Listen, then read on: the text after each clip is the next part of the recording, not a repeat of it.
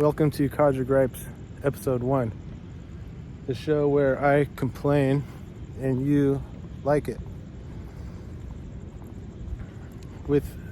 Hopefully, with a positive impact on the world long term.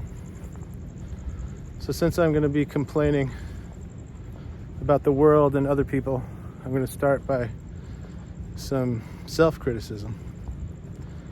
Like, my nose hairs are out of control. They're tickling me.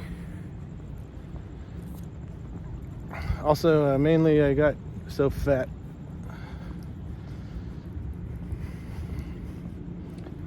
I broke 200 pounds a couple weeks ago for the first time ever. And just for comparison, on my driver's license it says 165 pounds. Now, granted, that was I guess 25 years ago.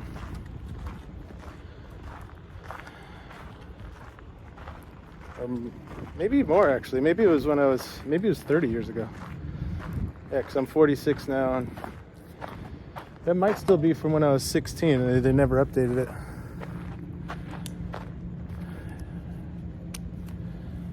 Although my photo was updated more recently. I'm not sure. Anyway, as you get older, at least most people, for me for sure,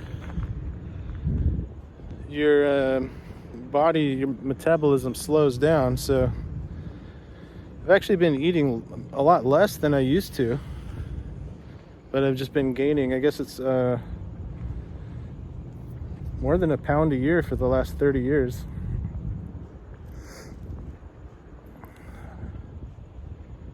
I'm under 200 now, so probably about a pound per year, roughly speaking. So I'm going for a walk now. I try to go for a walk every day, and I started running a few days ago, so I'm going to try to maybe go twice a day now. Because, for example, I used to get a foot-long Subway and 3 cookies and a bag of chips and I would mix Pepsi and Hawaiian Punch and iced tea. And that's just for lunch. I would eat the whole thing every day and be fine. And now it's like just the sandwich alone is too much. I should eat half of it and save the other half for later. So, since this is my first episode of Codger Gripes, sort of an introductory episode, now that I got some self-criticism out of the way, I'm going to tell you a few of the other YouTube channels that have inspired me to want to do this. The first one that comes to mind is Scott Adams. And I'm mostly talking about the format of the show, where it's just him talking for an hour. And he does it every day, as far as I know, without fail, at 7 a.m. every day, rain or shine, sickness or health. He's there doing this hour-long podcast. And you might agree with him 80% of the time and disagree with him 20% of the time. That's about what it is for me. Maybe it's the opposite for you. You might agree with him 20% of the time. But usually, even when you disagree with him, you enjoy the intellectual stimulation or the thought provocation that makes you think, why do you disagree with him? And how would you argue against his point? It's good for your brain. Let's see. Now, some of these following channels are different formats, but just in terms of doing the show on a regular basis, or me liking it and making me want to do a show where I'm just talking. I like Autumn's Armory, Hootie Hoo. I used to listen to Steven Crowder and Tim Pool and Matt Walsh and Andrew Clavin and the other guy's name slips my mind. All those Ben Shapiro guys. I don't listen to them as much anymore. I kind of got burnt out on pretty much all of them, but I occasionally still listen to them. Who else? I'll probably think of more as I go. So part of this also might be sort of brainstorming for a book idea that I have, or a couple different books, or maybe they're just different chapters in the same book. Now Jordan Peterson comes to mind as well, especially with his idea that you should, I'm paraphrasing, but something like, let me wait for this helicopter to pass.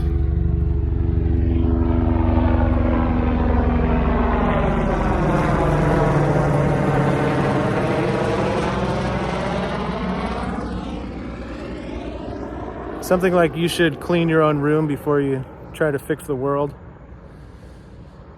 I think that's a good thought, and one that I am guilty of not doing, because my room's a mess, and here I am doing this first episode of Codger Gripes. But everything's a work in progress at some level.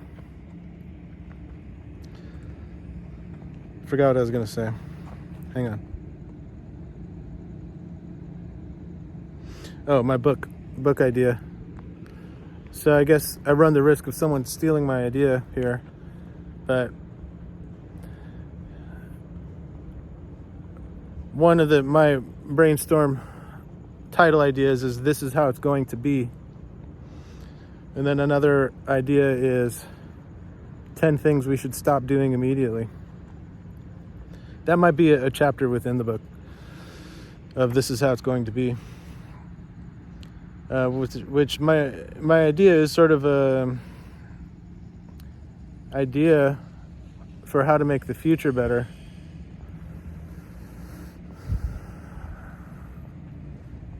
So like maybe, and there's probably going to be a lot of repetition in this, in these throughout these episodes.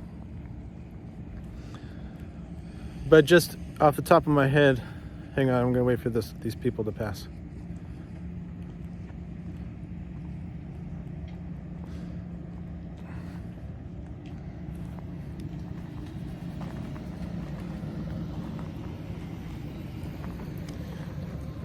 By the way, this is probably not suitable for, let's say, under 18 audiences. There may be foul language and disturbing subject matter.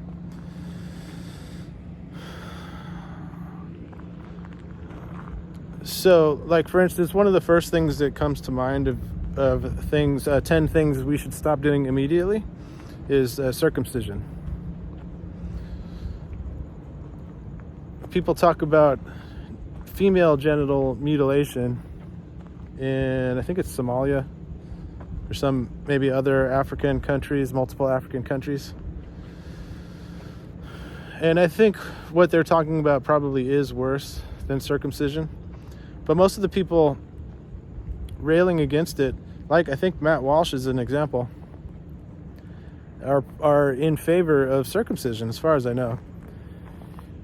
Correct me if I'm wrong, especially because people do change their mind about things, but I'm pretty sure Matt Walsh, for example, is Roman Catholic practicing, which means if he's following the Bible, then he's pro-circumcision. I don't know if I've actually heard him speak specifically about it, but anyone who's Christian or Jewish or Muslim should be, by their own book, in favor of circumcision. And most of the people who are pro-circumcision, from what I've heard anyway, will tell you that their reason for supporting it are for health reasons, like reduced infection or reduced STDs, which I basically call bullshit on that. Because, well, for one thing, that's not the reason cited in the Bible. The Old Testament of the Bible, so that includes the Torah and Islamic, the Quran includes basically the Old Testament and the New Testament of the Bible. Although they're not exactly the same. They're basically, most of the stories and teachings are basically the same. Which is, God tells, I forget who it was, and that's why I'll probably revisit this when I research it more, because I haven't thought about it in a while. Enough to tell you the exact book and verse of the Bible. I don't remember off the top of my head, but or who it was that God was talking to, but I remember, might have been Abraham. I remember that it was not for health reasons or for anything like that. It was for ownership, meaning that humans are chattel. Chattel being the non-species specific term that's related to cattle, which we use for bovine or cows, meaning property, something to be bought and sold, not something to be cherished as a free spirit, free thinking, intelligent individual. God said to circumcise your sons and slaves so that he would know that they belong to him, meaning they belong to God. Hang on, there's someone else coming. Just bear with me.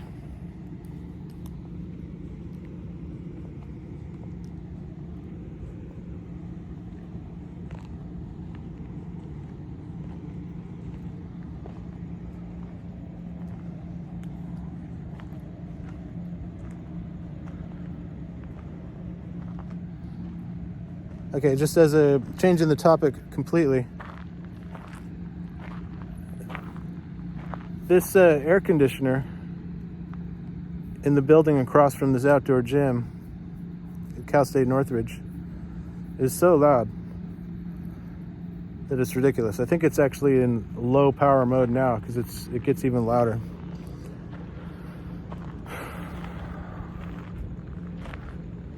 So back to circumcision. I'll probably mostly do this at home. I just had a whim. I decided to do it now while I was walking. I've been thinking about it for a long time and finally decided to just do it.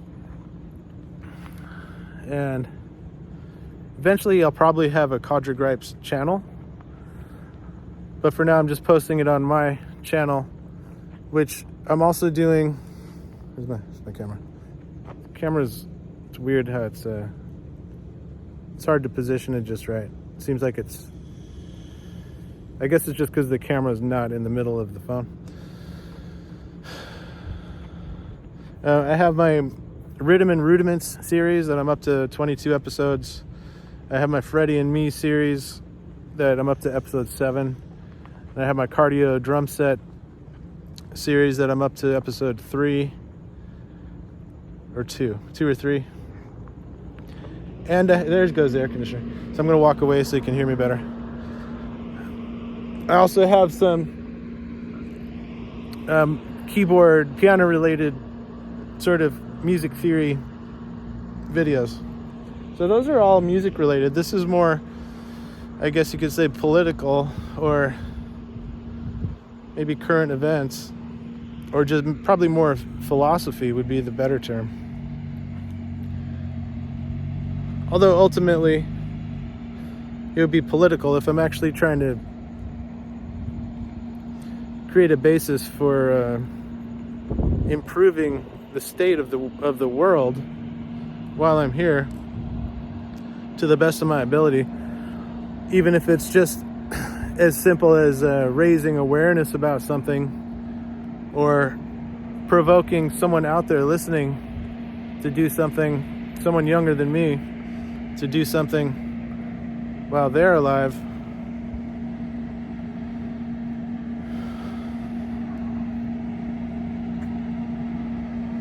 Then it's political, because political in terms of how things are done and who decides how things are done. So right now, I would say we're in a state of oligarchy where a very extremely wealthy, extremely small number of people relative to the roughly 8 billion people on the planet control a large a disproportional amount of politics, how things are done. And they can do that via national governments, international banks, private corporations, military, the military industrial complex.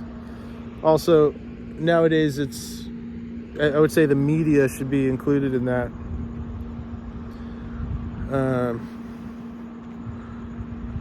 And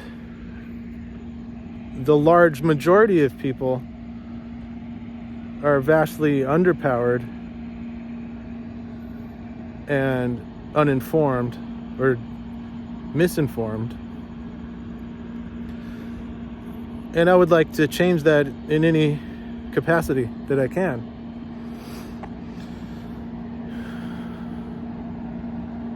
So, in all honesty, another person or people that come to mind that I should mention that have made me want to do this are Alex Jones and Gavin McInnes and Joe Rogan. Although I haven't been listening to Joe Rogan as much since he went to Spotify. Speaking of Codger gripes, here's one. I pay Spotify to not have commercials when I listen to music. And then Joe Rogan gets $100 million to move from YouTube to Spotify. And now the show is interrupted by commercials. There used to be commercials on the YouTube shows, but they were all at the beginning and you could easily skip them and then listen to the show. And now the commercials just pop out of nowhere in the middle of a sentence. And not to mention they're 10,000 times louder than the podcast itself. So I used to listen to Joe Rogan Experience podcast, and sometimes it was as I was drifting off to sleep. Not to say that it was boring me, but if it was time to go to sleep, it would help me go to sleep because it could be soothing or relaxing or whatever. Now I get woken up by commercials. So consequently, I don't really listen to it anymore. So, all right, I'm going to keep it short for my first episode introduction. Thank you for listening to my Codger gripes. And I'm going to try to do this on a regular basis, so I hope to see you back. Bye.